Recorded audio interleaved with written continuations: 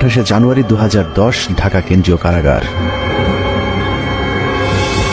রাত 9:30 থেকে 11টা পর্যন্ত ঢাকা কেন্দ্রীয় কারাগারের আশপাশ ও কারাগারের অভ্যন্তরের সব বিদ্যুৎ একযোগে বন্ধ হয়ে যায়। বন্ধ হয়ে যায় বললে ভুল হবে, বন্ধ করে দেয়া হয়। 1.5 ঘন্টা ঢাকা কারাগারের মতো স্পর্শকাতর জায়গায় কেন বিদ্যুৎ বন্ধ করে রাখা হয়েছিল সেটা একটু পরে বলি। আগে বিদ্যুৎ আবার ফিরে আসার পর কারাগারের অবস্থা কেমন ছিল সেটা বর্ণনা করা যাক। ঢাকা কেন্দ্রীয় কারাগারে ওই দিন কয়েদিদের সবার ভেতরে এমনিতেই কিছুটা অস্থিরতা কাজ করছিল, কারণ তারা জানতো জেলখানায় সেদিন 5 জনের ফাঁসি কার্যকর হতে যাচ্ছে। আর যে 5 জনের ফাঁসি কার্যকর হতে যাচ্ছে তারা সকলেই ছিল অত্যন্ত বিনয়ী, কারাগারের সকলের প্রিয় মানুষ।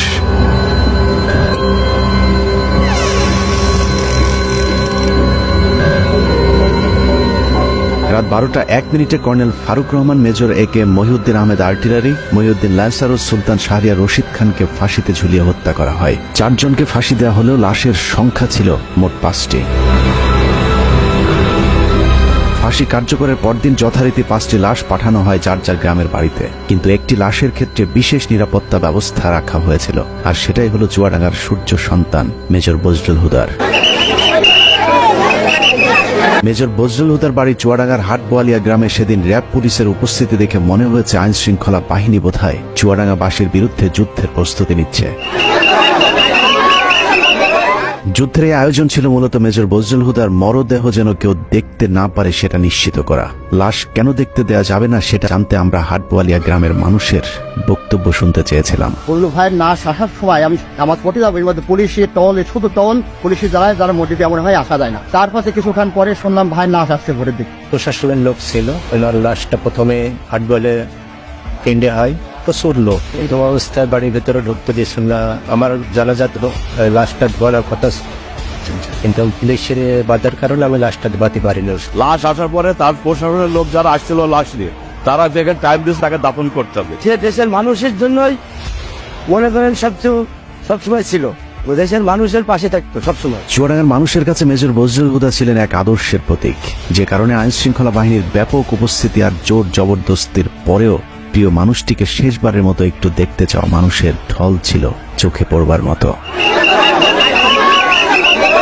আইন শৃঙ্খলা বাহিনীর নির্দেশনা ছিল 5 মিনিটের মধ্যে মেজর বজলুল হুদাকে দাফন করতে হবে, কিন্তু জনরোষের মুখে আইন শৃঙ্খলা বাহিনী পিছু হাঁটতে বাধ্য হয়। প্রিয় মুখটাকে গোসল না দিয়ে কিছুতেই চুয়াডাঙ্গার মানুষ তার দাফন করাতে চাননি। বাধ্য হয়ে প্রশাসন তাদেরকে আধা ঘন্টা সময় বেঁধে দিয়েছিল দাফন করবার জন্য। 4টা-5টার দিকে আসলো, লোকজন নাই একেবারে, মানে সম্পূর্ণ একেবারে হলো কোনো মানুষজন ঢুকতে দিচ্ছে না। র্যাবের এক কর্মকর্তা আমাকে জিজ্ঞেস করলো কেমন উনি লোক ছিল। আমি তখন বললাম যে সে কেমন মানুষ ছিল এটা আপনার কিছুক্ষণ পরে দেখতে পারবেন। তো বলি যে এত ভালো মানুষ, তাহলে এরকম একটা কাজ করলো কেন? তা বলছে যে কাজ করলে এই কারণে, সে তো নিজের জন্য করে না, সে তো দেশের জন্য করেছে। যারা 15ই আগস্টে ছিল তারা সবই মুক্তি ছিল, কেউ কোনো পাকিস্তানি ফেরত আসবি না, সব মুক্তি ছিল। তারপরে লাশ আসলো, এত পরিমাণ লোক সরকারের নিয়ন্ত্রণে, সে লাশ এই এলাকার জনসাধারণ ছিনিয়ে নিল, এবং এত পরিমাণ লোক হয়েছে যেটা নজিরবিহীন একটা ঘটনা। পুলিশের আন্ডারে থাকবে না, আমরা আমাদের লাশ আমরা হলো আমাদের আন্ডারে হবে, দাফন হবে। পুলিশের আন্ডারে রাখতে চেয়েছিল, পুলিশের আন্ডারে তো না, সেগুলো পুলিশের আন্ডারে তো স্বাভাবিক নিয়ম, আমরা হলো সরকারি কাজ আমরা দাফন করি। আমরা বললাম যে না, দাফন ওইভাবে না, আমাদের পারিবারিকভাবে বা এলাকার মানুষের হলো দাফন হবে তার ক্ষেত্রে। অতএব তারা তখন হলো দিতে বাধ্য হয়েছে। হাজার হাজার মানুষ চলে এসেছে মেজর বজলুল হুদাকে এক নজর দেখার জন্য। হাটবোয়ালিয়া বাজারে এত মানুষ এর আগে হয়তো কখনো কেউ দেখেনি। গোসলের অনুমতি দিচ্ছিল না। এই সময় আলমডাঙ্গা থানার যিনি ওসি ছিলেন উনি খুবই খারাপ আচরণ করছিলেন। আমাদের তারা হুমকি দিত, হ্যান ত্যান দেয়া, পুলিশ আইসে আমাদের বলছে না লাশ তাড়াতাড়ি মাঠে। প্রশাসন খুব তাড়াতাড়ি করে চাপ দেয়, ধোয়া টোয়া এগুলা বাদ দিয়ে, গোসল টোসল বাদ দিয়ে দাফন করতে হবে এমন পুলিশের নির্দেশ ছিল, এবং সাথে ঢাকার থেকে টিমও আসছিল। ওই সময় প্রশাসনের ভূমিকা কেমন? প্রশাসন প্রথমে মায়ের মুখে অবস্থায় ছিল, যখন সাধারণ মানুষ পাবলিক বললো যে ঠিক আছে আমরা লাশ না দেখে আমরা দাফন করব না, তখন লক্ষ লক্ষ মানে সাধারণ মানুষ চারিদিক থেকে আসার পরে তাদের চাপের কারণে তখন লাশ আমাদের কাছে দিতে বাধ্য হয়েছে। এই সময়ের মধ্যে অসংখ্য মানুষ মেজর বজলুল হুদাকে শেষবারের মতো একটু দেখতে ছুটে যান তার গ্রামের বাড়ি হাটবোয়ালিয়াতে। তিন জেলার জনগণের কারণে প্রশাসনের লোক এখানে পিছিয়ে হাঁটি যায়। তারা এখানে সরে যাওয়ার পর এখানে জনগণের ইচ্ছা মতো তাদের দেখানো হয়েছে। মাটি দেওয়ার চাইছিল, তো এখান থেকে লেট করানো হলো যে পরে লাশটা মাটি দেওয়া হোক। এই হিসাবে একটু দেরি করে লাশ দেখার পরিপ্রেক্ষিতে আমরা দেখছিলাম। এতটুকু পর্যন্ত ঠিকই ছিল, কিন্তু মেজর বজলুল হুদাকে গোসল করাতে গিয়ে চুয়াডাঙ্গার মানুষ সাক্ষী হয়েছিল নৃশংসতম এক ঘটনার। কাফনের কাপড় সরাতেই দেখা যায় মেজর বজলুল হুদাকে আসলে ফাঁসি দেওয়া হয়নি, তাকে জবাই করে হত্যা করা হয়েছে। মুক্তিযুদ্ধে জেনারেল ওসমানীর সাবেক সংসদ সদস্য, আপনাদের গৃহ সন্তান বিচারের মধ্য দিয়ে হত্যা করা হয়েছে। আমরা এ হত্যার বিচার চাই।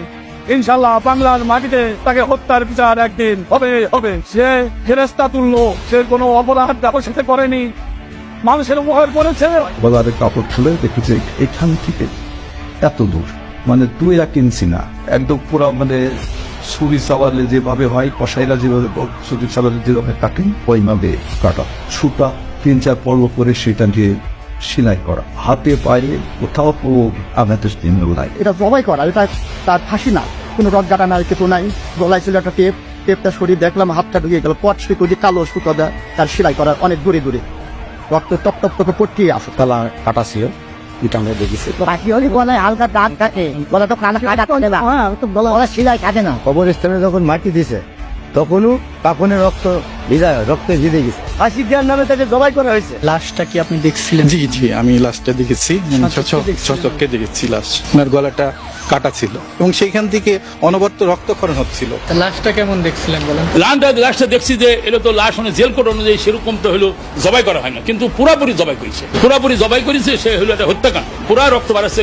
কেমন ছিল এটা একটু? একেবারে সম্পূর্ণ গলা কেটে রক্ত বাড়াচ্ছে, তখন পর্যন্ত যখন আসে তখন পর্যন্ত রক্ত বাড়াচ্ছে। গলা কাটার পরে ওখানে সেলাই টেলাই দেওয়া এরকম কিছু দাগ? না সেলাই কাটিয়েছে, কাটার পরে তারপরে হলো সেলাই দিচ্ছে। কফিন খোলার পরে আমরা তখন দেখি যে তার মুখ এবং সবকিছু রক্তে ভেজা। ফাঁসি দেওয়া লাশ তো মানে রক্ত থাকার কথা না। তারপর যখন গোসল করানোর জন্য নেওয়া হয়, দেখি যে গলার এখান থেকে এ পর্যন্ত কাটা এবং মোটা সুতা দিয়ে সেলাই করা। ধোয়ানোর পরও যখন খাটিয়ে করে লাশ নিচ্ছি তখনও রক্ত কিন্তু তাজা রক্ত টপ টপ বসছে। ভিডিওর সময় কি দেখেছিলেন একটু বলেন তো? ভিডিও করার সময় দেখছিলাম এই সাইডে একটা বড় আকারে একটা দাগ দেখছিলাম।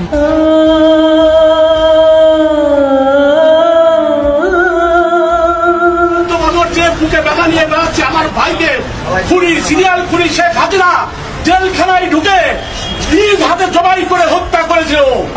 আমরা মনে করি যে এটা ফাঁসি দেওয়া হয়নি, শেখ হাসিনা হিংসাত্মকমূলক ভাবে এবং প্রতিশোধমূলক ভাবে সে জেল গেটে যে নিজে হাতে জবাই করেছে। এই হত্যাকাণ্ডের আমরা তীব্র নিন্দা জানাচ্ছি এবং এর বিচারের জন্য ব্যবস্থা করা হবে। বাংলার বীর সন্তান মেজর বজলুল হুদাকে কে কারা কিভাবে জবাই করেছিল সেটা জানতে হলে আবারও 18 তারিখ রাত 9:30 থেকে 11টা পর্যন্ত 1.5 ঘন্টার সেই সময়টাতে ফিরে যেতে হবে, যে সময়টুকুতে ঢাকা কেন্দ্রীয় কারাগার ও তার আশপাশের বিদ্যুৎ বন্ধ করে রাখা হয়েছিল।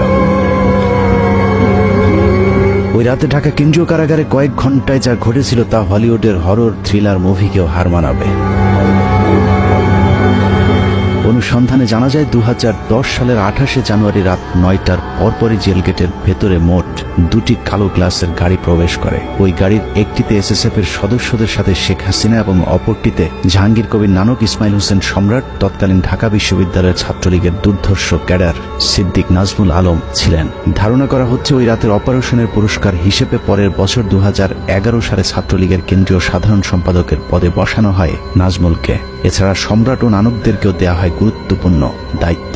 এর বাইরে ওই গাড়িতে ভয়ঙ্কর কুৎসিত দেখতে বড় গোফওয়ালা একজন মানুষ ছিল, যার নাম পরিচয় আমাদেরকে কেউ নিশ্চিত করে বলতে পারেনি। ডিএমপি কমিশনার একেএম শহীদুল হক সাহেব ছিলেন, স্বরাষ্ট্র সচিব যে আব্দুল সালাম সাহেব ছিলেন, কারা মহাপরিদর্শক যে ব্রিগেডিয়ার জেনারেল আশরাফুল ইসলাম খান উনিও ছিলেন, আর সম্ভবত ঢাকার ডিসি ছিলেন উনি জিল্লুর রহমান, ঢাকা জেলার ম্যাজিস্ট্রেট অমিতাভ সরকার উনিও ছিলেন এখানে, আরো বেশ কিছু লোকজন ছিল। গোয়েন্দা সংস্থার সাবেক কর্মকর্তা জানান ওই রাতে মোট 2টি ফাঁসির মঞ্চ তৈরি করা হয়েছিল।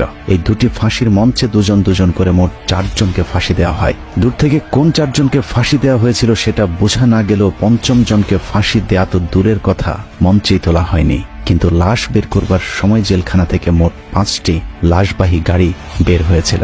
ফাঁসি থাকে সাধারণত সেদিন তো এটা নর্মাল প্রসিডিওর, জেলখানায় নিরাপত্তাটা বেশ স্ট্রং থাকে। সেই দিনও যেটা আমাদের বেশ আলোচিত হয় জেলখানায়, ওই ফাঁসির মঞ্চের কাছে যে 4টা লাশ গাড়িতে উঠানো হয়, কিন্তু আরেকটা লাশ ঠিক প্রশাসনিক ভবনের ওখান থেকে নিয়ে গাড়িতে উঠানো হয়। এই ব্যাপারটা একটু অস্বাভাবিক। একই জায়গায় ছিল না। না, এটা তো আসলে চারটা যেটা লাশ প্রথমে উঠানো হলো এটা তো ফাঁসি মঞ্চের কাছাকাছি, যেটা ন্যাচারাল। ওখানে ফাঁসির পরে ওখান থেকে লাশটা গাড়িতে উঠানো হয়, কিন্তু আরেকটা লাশ যেটা প্রশাসনিক ভবন থেকে বের করা হয়, এটাই হলো, এটার একটা ডিস্টেন্সের ব্যাপার আছে যে এখান থেকে কেন লাশ আসবে এবং কেন বা এটা গাড়িতে উঠানো হয়, এটাই হলো প্রশ্ন। এই ব্যাপারটা নিয়ে পরের দিন বেশ আলাপ আলোচনা হয় জেলখানার ভিতরেও। ব্যাপারটা একটু অস্বাভাবিক। রাতে শেখ হাসিনার সাথে জেলখানার ভেতরে প্রবেশ করা খুনিরা সোজা চলে যায় প্রশাসনিক ভবনে, আর শেখ হাসিনা পুলিশ, র্যাব এবং স্বরাষ্ট্র মন্ত্রণালয়ের কর্মকর্তাদের সাথে দাঁড়িয়ে থেকে 4 জনের ফাঁসি নিজে প্রত্যক্ষ করেন। ধারণা করা হয় আসলেই তাদেরকে ফাঁসি দেওয়া হচ্ছে কিনা সেটা নিশ্চিত করতেই শেখ হাসিনা সেখানে উপস্থিত ছিলেন। ফাঁসি কার্যকর হবার পরপর শেখ হাসিনাও চলে যান প্রশাসনিক ভবনের ভেতরে। সেখান থেকে রাত 1টার কিছু আগে শেখ হাসিনা ও তার সাথে থাকা খুনিরা সেই একই পাজেরো গাড়িতে করে জেলখানা থেকে বের হন। কারাগারের অন্য আরেকটি সূত্র বজলুল হুদার পরিবারকে জানিয়েছিলেন, সেই রাতে বজলুল হুদাকে কারাগারের প্রশাসনিক ভবনের একটি কক্ষে জবাই করা হয়েছিল, যেখানে শেখ হাসিনা নিজে উপস্থিত ছিলেন এবং বজলুল হুদাকে জবাইয়ের আগে তার বুকের উপর পা চাপা দিয়ে রেখেছিলেন শেখ হাসিনা নিজে। সে রাতে শেখ হাসিনা সহ তার সাথে থাকা সব খুনির গায়ে রক্ত লেগেছিল, কিন্তু সম্রাটের গায়ে সাদা টি শার্ট থাকায় সেটা অনেকের চোখেই পড়েছিল। ওই পরের দিন একটা বিষয় খুব আমাদের দু একজনের নজরে আসে যে প্রধানমন্ত্রী জাহাঙ্গীর কবির নানক, সম্রাট আর নাজমুল যখন প্রশাসনিক ভবন থেকে বাইরে আসে তখন এই সম্রাটের গায়ে রক্তের দাগ ছিল। দু একজন এটা দেখতে পায়। এখন ব্যাপারটা হচ্ছে যে এই ধরনের জিনিসগুলো তো আমরা গ্যারান্টি দিয়ে বলতে পারছি না, কিন্তু তখন ওই সময় যে সমস্ত লোকজন উপস্থিত ছিল, যে এখন তারা সবাই এখন বাংলাদেশে বেশিরভাগই আছেন, পুলিশের প্রশাসনের মধ্যেও আছেন, এই সমস্ত অফিসার বা লোকজন যারা উইটনেস ছিল, যারা সাক্ষী ছিল, তাদেরকে এখন ধরলেই এই জিনিসটা মোটামুটি তদন্তের আওতায় আনা যায় এবং তাদের পরিবার যেটা অভিযোগ করে যে তাকে জবাই করে মারা হয়েছে এবং এই যে অস্বাভাবিক অ্যাক্টিভিটিস গুলো যেগুলো জেলখানার মধ্যে দেখা গেছিল ফাঁসির সময়, ফাঁসির পরবর্তীতে, এটা পরিষ্কার তদন্তের মাধ্যমে বের করাটা খুবই সহজ। ঘটনার বর্ণনা শুনে অনেকের কাছেই হয়তো অসম্ভব, অবিশ্বাস্য এক গল্পের মতো মনে হচ্ছে। তবে আপনি যদি শেখ হাসিনার ব্যক্তিগত সহকারী মতিউর রহমান রেন্টুর আমার ফাঁসি চাই বইটি পড়ে থাকেন, তাহলে আপনার কাছে শেখ হাসিনার চরিত্রের সাথে আজকের ঘটনাটি হুবহু মিলে যাবে। মতিউর রহমান রেন্টুর তথ্যানুযায়ী শেখ হাসিনা যেদিন মৃত্যুর খবর শুনতেন সেদিন স্বাভাবিক দিনের চেয়ে অনেক বেশি খেতেন। এই ঘর থেকে ওই ঘরে দৌড়ে পৈশাচিক এক উল্লাস করতেন তিনি। জাহানারা ইমাম যেদিন মারা যায় সেদিন শেখ হাসিনা বিছানার উপরে উঠে 2 হাত দিয়ে কাপড়ের 2 মাথা ধরে নাচছিলেন, কারণ তিনি জাহানারা ইমামকে তার প্রতিদ্বন্দ্বী মনে করতেন। এক কথায় শেখ হাসিনা একজন নরপিশাচ, রক্তপিপাসু, মানসিক বিকারগ্রস্ত একজন উম্মাদ, যে কারণে একজন মানুষ যার আর কয়েক ঘন্টা পরে ফাঁসি কার্যকর হবে তাকেও নৃশংসভাবে জবাই করে হত্যা করবার কথা চিন্তা করতে পারে। একটু চোখ বন্ধ করে ভেবে দেখুন, কত নৃশংস নরপিশাচের হাত থেকে আল্লাহ আমাদেরকে বাঁচিয়ে দিয়েছেন। শেখ হাসিনা নাই, শেখ হাসিনা চলে গেছে, শেখ হাসিনা পালায় না। যাই হোক, 15 আগস্টের বীর মুক্তিযোদ্ধা মেজর বজলুল হুদাদেরকে আমরা সম্মান দিতে পারিনি, যে কারণে আজ আবারও শেখ মুজিবের প্রেতাত্মা আমাদের উপর চেপে বসেছিল।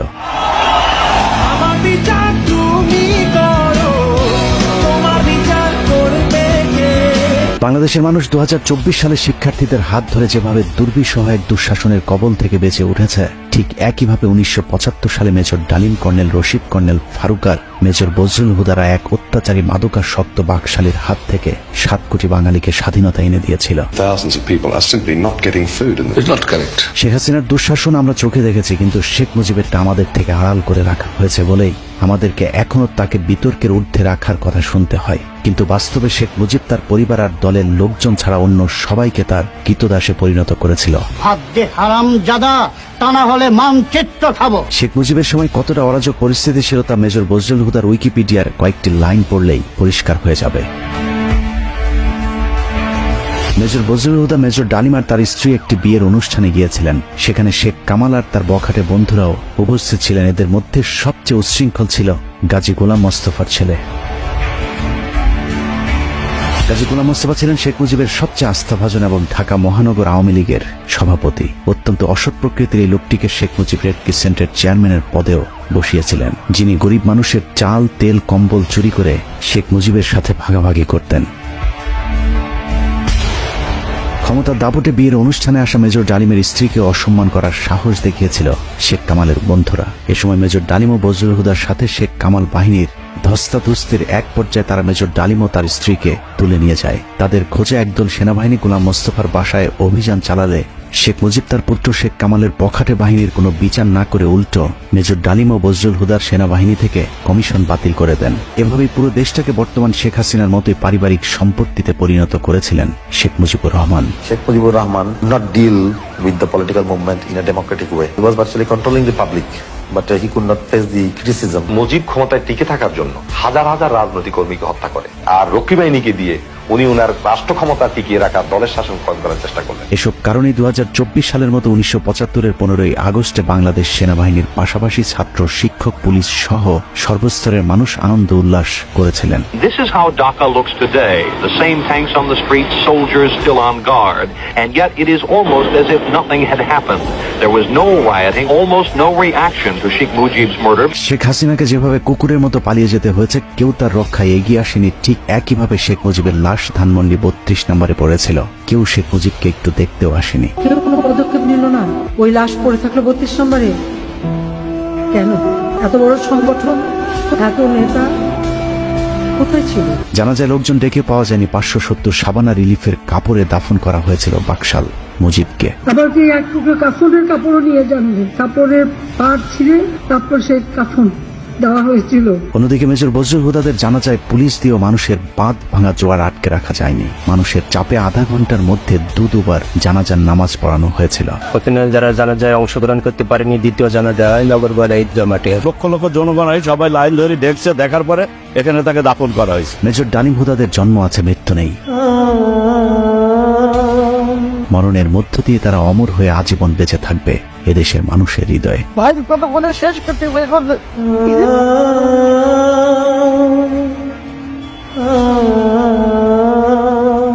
যতবার মুজিব হাসিনাদের মতো নরপশুরা এদেশের মানুষকে শোষণ করতে চাইবে, ততবারই বজলুল হুদারা ফিরে আসবে আবু সাইদ কিংবা মুগ্ধ হয়ে। আমরা তোমাদের ভুলব না। আল্লাহ হাফেজ।